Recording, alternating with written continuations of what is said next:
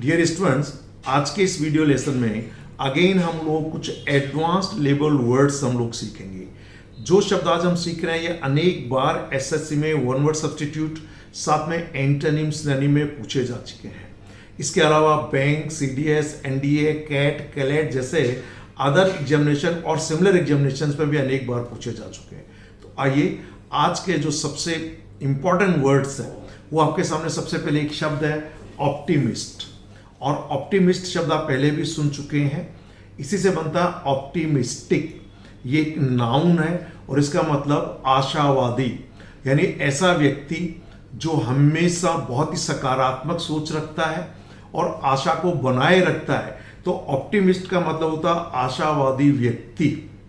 लेकिन अगर इसमें हम लोग आईसी जोड़ दें एक प्रीफिक्स सफिक्स, तो इस सफिक्स को जोड़ने से ये बन जाता ऑप्टिमिस्टिक और ये एडजेक्टिव बन जाता है, यानी डिस्क्राइबिंग वर्ड, विशेषता बताने वाला शब्द बन जाता है और मीनिंग होता आशावादी।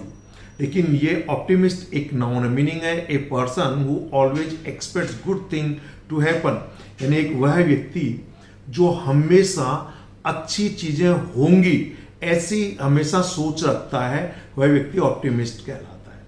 इसका अपोजिट वर्ड है पेसिमिस्ट। और जैसे ऑप्टिमिस्ट में एक सफिक्स आईसी जोड़ देते हैं तो एडजेक्टिव बन जाता है, ठीक ऐसे ही इस पेसिमिस्ट में भी आईसी जोड़ देने से एक सफिक्स पेसिमिस्टिक बन जाता है और ये उसका जो कहना चाहिए ऑप्टिमिस्टिक का अपोजिट है। ये सेंटेंस देखते हैं। He is a born optimist always expects that things are bound to improve.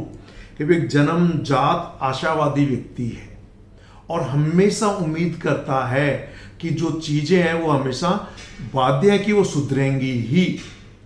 Next sentence है, she is an eternal optimist and believes in positivity and not in despair. इसमें तीन शब्द बहुत इंपॉर्टेंट है। Optimist, as I am teaching you right now, there are two other words also which are highly useful for various competitive examinations. That's why I always tell the student that when you read our book high level vocabulary, read it carefully, because in each and every sentence there may be some other words also which are highly useful for various competitive examinations. In this particular sentence there are two other important words also. One is eternal. Eternal का मतलब होता है शाश्वत, यानी हमेशा हमेशा के लिए जो चीजें होती है। तो वो एक हमेशा आशावादी व्यक्ति रहने वाला है, यानी हमेशा आशावादी व्यक्ति है। तो एक हमेशा कहना चाहिए लंबे समय तक चलने वाला, जो कि एंड बिलीव्स इन पॉजिटिविटी, और जो सकारात्मक चीजें हैं उनमें विश्वास करता है। Not in despair. डिस्पेयर का मतलब होता है निराशा। तो कभी निराशा में विश्वास नहीं करता कि ऐसा नहीं होगा और ऐसा हो जाएगा तो ये गलत हो जाएगा। तो ऐसे जो निराशावादी विचार जो रखते हैं उसे पेसिमिस्टिक कहते हैं। और वह पेसिमिस्ट होता है, यानी डिस्पेयर का मतलब ही निराशा होता है कि वह निराशा में विश्वास नहीं करता, यानी डिस्पेयर में विश्वास नहीं करता, वह पॉजिटिविटी में विश्वास करता है। और जो शी है वो क्या है, एक एटर्नल ऑप्टिमिस्ट है, यानी हमेशा आशावादी व्यक्ति है। एसएससी के वन वर्ड सब्स्टिट्यूट में ये 4 बार पूछा चुका है, 2003 से 2018 तक। मीनिंग दिया हुआ था one who see bright side of things. ये वैसे ग्रामर के हिसाब से सीज होना चाहिए, one who sees bright side of things, यानी वह व्यक्ति, यानी वह जो हमेशा किसी भी चीज की गलत नहीं बल्कि ब्राइट साइड देखता है, सकारात्मक बात को देखता। सो ऑप्टिमिस्ट। नेक्स्ट वर्ड है इंडिफेटिगेबल। बहुत इंपॉर्टेंट वर्ड है वन वर्ड सब्स्टिट्यूट में, एंटोनिम सिनोनिम में, SSC, CDS, NDA, bank P और अदर सिमिलर एग्जामिनेशंस में। और जो एडवांस्ड लेवल राइटिंग्स है या जो स्टैंडर्ड न्यूज़पेपर जैसे कि हिंदू वगैरह में हमेशा इसका यूज होता है। इसका मतलब होता है ऐसा व्यक्ति जो कभी नहीं थकता है, जो बिना थके हुए काम करते रहने वाला व्यक्ति है, तो वो इनडिफेटिगेबल होता है। उसके प्रयास भी इनडिफेटिगेबल हो सकते हैं, व्यक्ति भी इनडिफेटिगेबल हो सकता है। सो देखिए स्पेलिंग देखिए, INDEFATIGABLE, इनडिफेटिगेबल प्रोनाउंसिएशन। और एक एडजेक्टिव है, विशेषता बताने वाला। मीनिंग है नेवर गिविंग अप, जो कभी बीच में किसी काम को छोड़कर नहीं भागता। और getting tired of doing something, और किसी काम को करने में थकता नहीं है। इट मीन्स कभी न थकने वाला, बिना थकावट जो काम करता रहता है, बिना थके हुए, बिना हार माने हुए जिसे कह सकते हैं, तो that person is indefatigable. Sentence देखिए, Mahatma Gandhi was an indefatigable campaigner of human rights. Mahatma Gandhi ji को आप सब लोग जानते हैं कि जो मानव अधिकार है उनके लिए बिना थके कैंपेन करने वाले व्यक्ति वो थे। उनके लिए हमेशा आंदोलन करके, हमेशा कैंपेन चलाकर उनके लिए काम करते रहते थे। कभी भी उन्होंने हार नहीं मानी, कभी भी वो इसमें थके नहीं। नेक्स्ट सेंटेंस है, he is indefatigable in his fight against corruption.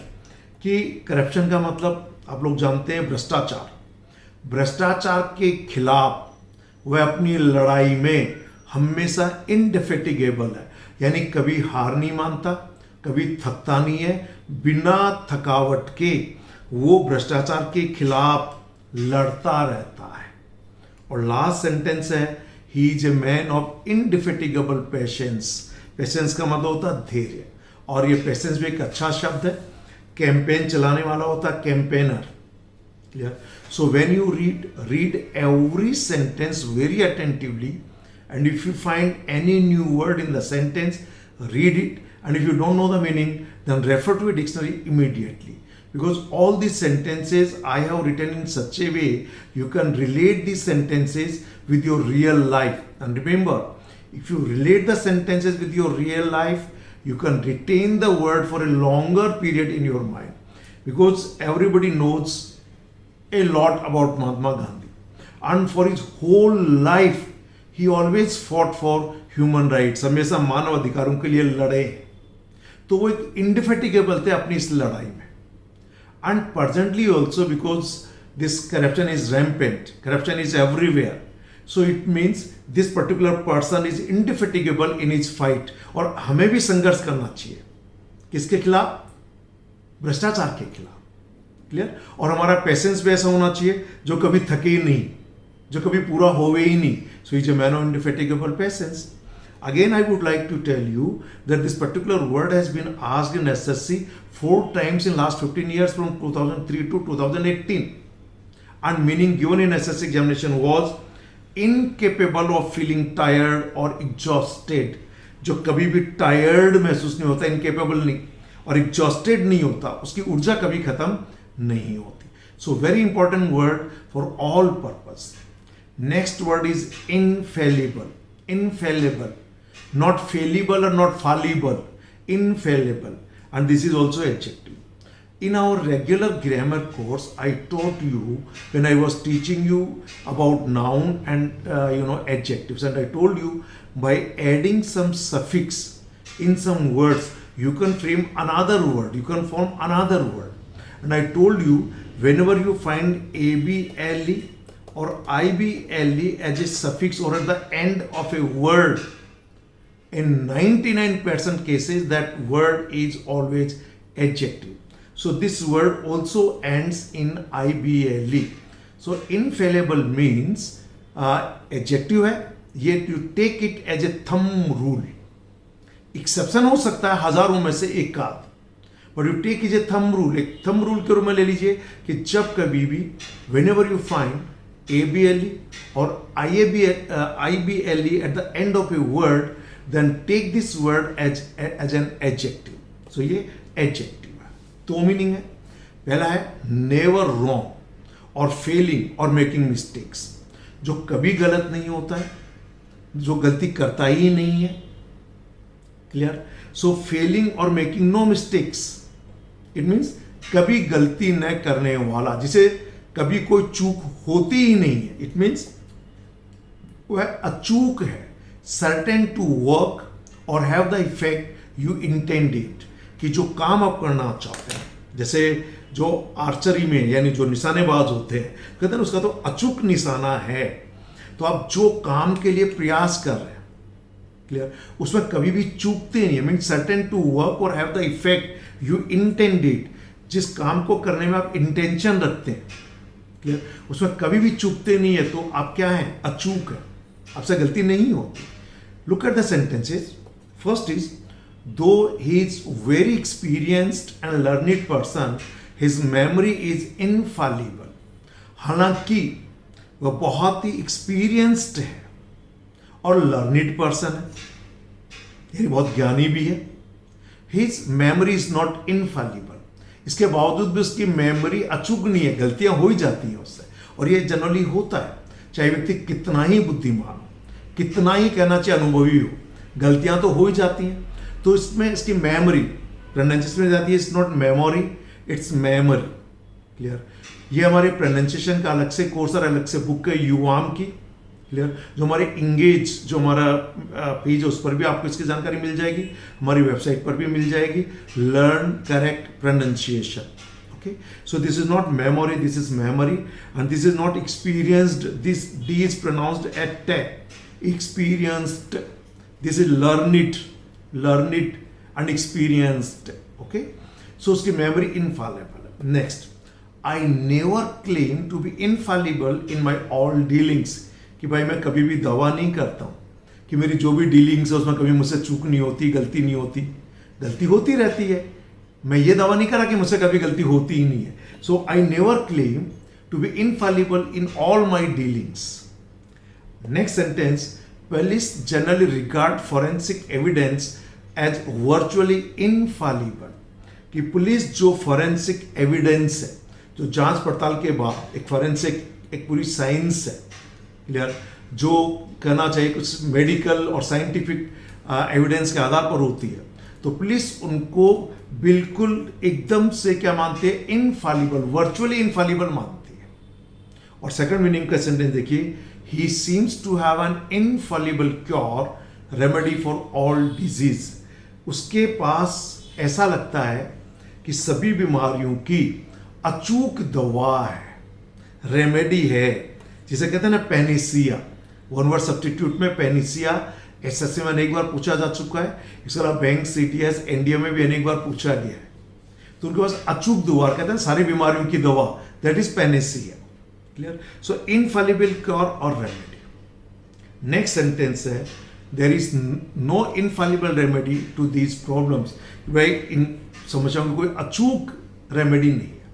SSC में 2003 से 18 तक 4 बार पूछा गया. जो मैंने लिखा है मीनिंग दिया था, one who can not make mistakes, यानी वह व्यक्ति जो कभी गलती करता ही नहीं है, यानी वह अचूक है. It means infallible. नेक्स्ट देखिए, दिस इज इंसोमिनिया. इसका मतलब होता है व्यक्ति जिसे नींद नहीं आती है. So insomnia. Clear. So the condition of being unable to sleep. ये वर्ड खास तौर से वन वर्ड सब्स्टिट्यूट में ही पूछा जाता है. एंटोनिम सिनोनिम में इसका प्रयोग जनरली नहीं होता है. क्लियर. वन वर्ड सब्स्टिट्यूट में अनेक बार पूछा गया है, और उनका एसएससी में अनेक बार, यानी 4 बार पूछा गया 2003 से 8 तक. मीनिंग था the condition of being unable to sleep.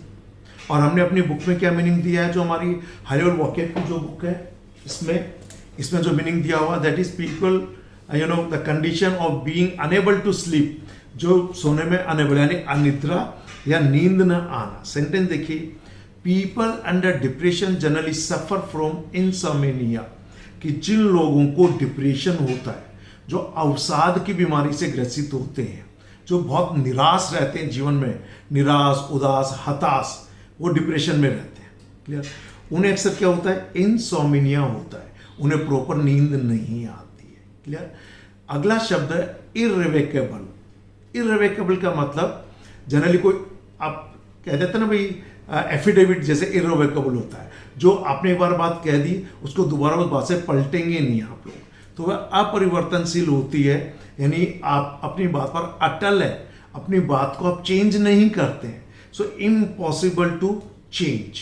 अपरिवर्तनीय है, यानी जो चीज अब पलटी नहीं जा सकती है, वो अटल है.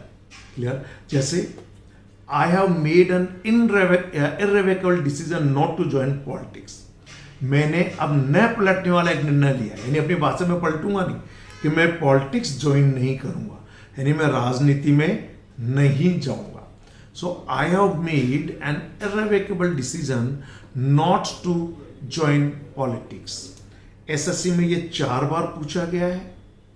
That which cannot be called back, यानी कोई ऐसी चीज जिसे आप वापस नहीं ले सकते, आप अपनी बात से पलट नहीं सकते हैं, तो वो क्या है, इररिवोकेबल डिसीजन होता है। क्लियर।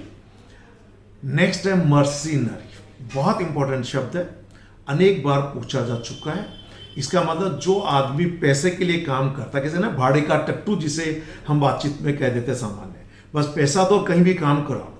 क्लियर। स्पेसिफिकली एक ऐसा सिपाही के रूप में काम करने वाला व्यक्ति जो पैसे के लिए किसी भी देश से लड़ सकता है। एक तो देखिए हमारी इंडिया की आर्मी सिर्फ इंडिया के लिए लड़ेगी, पर आज की तारीख में ऐसे बहुत से टेररिस्ट हैं, आतंकवादी हैं, जिनको पैसा दो और वो किसी भी देश के लिए जाके लड़ना शुरू कर देंगे, उन्हें मर्सिनरी कहते हैं। मर्सिनरी ये नाउन और एडजेक्टिव दोनों का काम करता है। नाउन के रूप में मतलब है ए सोल्जर, यानी एक ऐसा सिपाही हु फाइट्स फॉर कंट्री और group that page him money, जो पैसा दे देगा उसी देश के लिए या उसी संगठन के लिए, ग्रुप गैंग के लिए लड़ना शुरू कर देगा।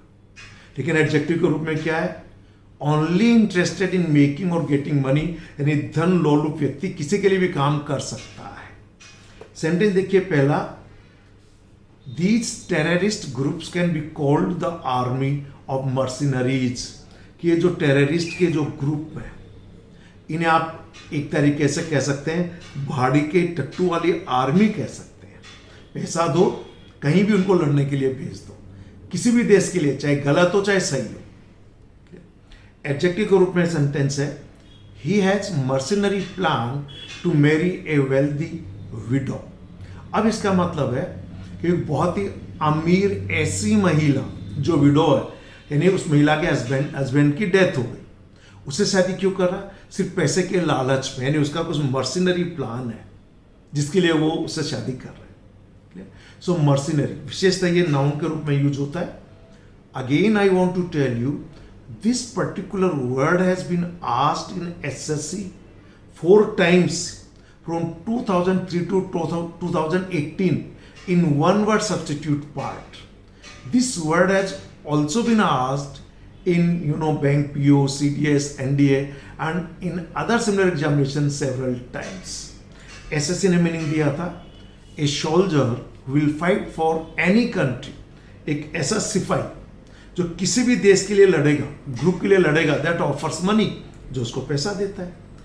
इन our book we have given this particular meaning. So in our book, because I just analysed the previous papers of 15 years and I found that there are almost 2,000 words which are very frequently and repeatedly asked in various competitive examinations like SSC, CDS, NDA, Bank PO and other similar examinations.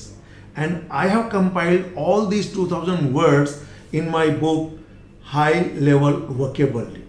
This book is useful for all competitive examinations and I have arranged all these approximately 2,000 words alphabetically and have given the meaning in both the languages, Hindi as well as in English, with correct pronunciation and also grammatical category. And the most important part of this book is I have given 2, 3, 4, 5 sentences for every sentence so that you can get some context to remember the word for a longer period in your mind.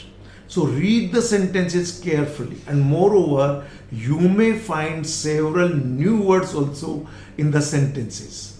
And because you are learning the words in sentences, it means you can retain those words in your mind permanently.